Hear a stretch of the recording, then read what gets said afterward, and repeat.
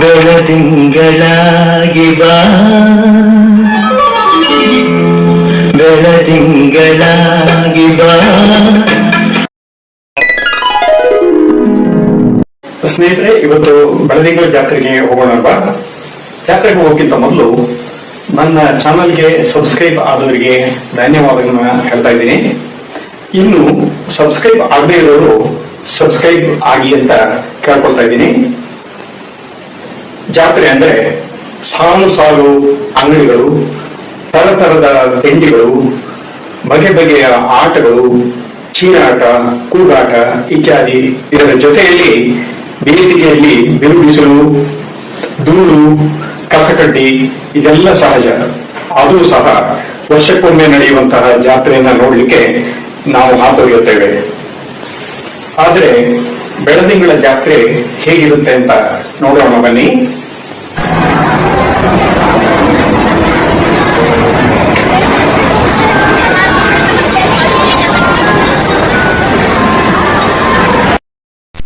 ಇಲ್ಲಿ ಧೂಳು ಇಲ್ಲ, ಕಸಕಡ್ಡಿ ಇಲ್ಲ, ಎಲ್ಲ ಕಡೆ ಸ್ವಚ್ಛತೆ ಮತ್ತು ಏರ್ ಕಂಡೀಷನ್ ವಾತಾವರಣ.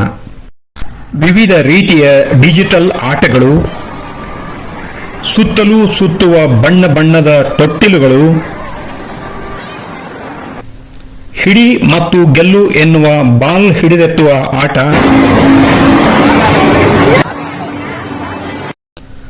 ನೀರಿನ ಗನ್ ಹಿಡಿದು ಬೆಂಕಿ ಆರಿಸುವ ಆಟ,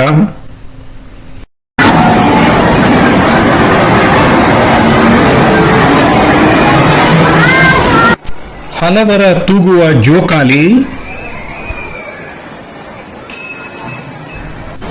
ಮೇಲಿಂದ ಚೆಂಡು ಬಿದ್ದಂತೆ ಹಿಡಿದು ವಾಪಸ್ ಕಳಿಸಿದರೂ ಮತ್ತೆ ಬರುವ ಮೋಜು,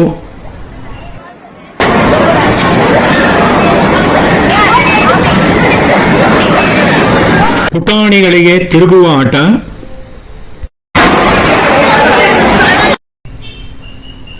ಕೂತಲ್ಲಿಯೇ ವೇಗವಾಗಿ ದಾರಿ ತುಂಬ ಕಾರು ಚಾಲನೆ, 6-8 ತಿಂಗಳ ಕೂಸಿಗೂ ಖುಷಿ ಕೊಡುವ ತಿರುಗುವ ತೊಟ್ಟಿಲು,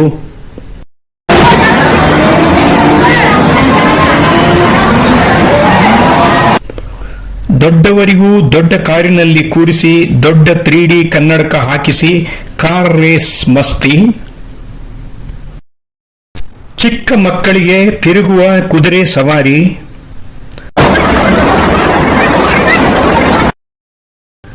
ಸುರುಳಿ ಸುತ್ತುತ್ತಾ ಡಿಕ್ಕಿ ಹೊಡೆಯುತ್ತಾ ಸಾಗುವ ಚಕ್ರ ಚಾಲನೆ,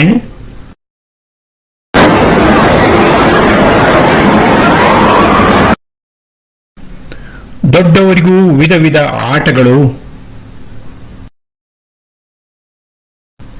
ಕಂಪ್ಯೂಟರ್ ಪರದೆಯ ಮೇಲೆ ಕಾರ್ ರೇಸಿಂಗ್,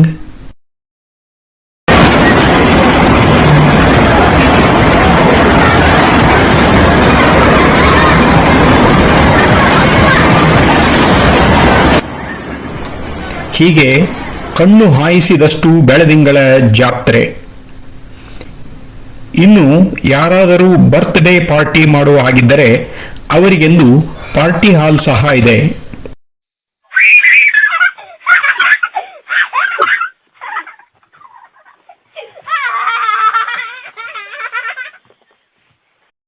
ಪಾರ್ಟಿ ಮಾಡಿ ವಾಪಸ್ ಹೋಗುವಾಗ ಕಣ್ ಸೆಳೆಯುವ ತೂಗುದೀಪಗಳು.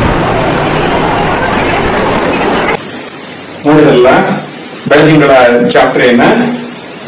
ನಾನು ನೋಡಿದ ಬೆಳದಿಂಗಳ ಜಾತ್ರೆ ಇರೋದು ಮಾಲ್ ಆಫ್ ಏಷ್ಯಾದಲ್ಲಿ, ಬೆಂಗಳೂರಿನ GKVK ಪಕ್ಕದಲ್ಲಿ.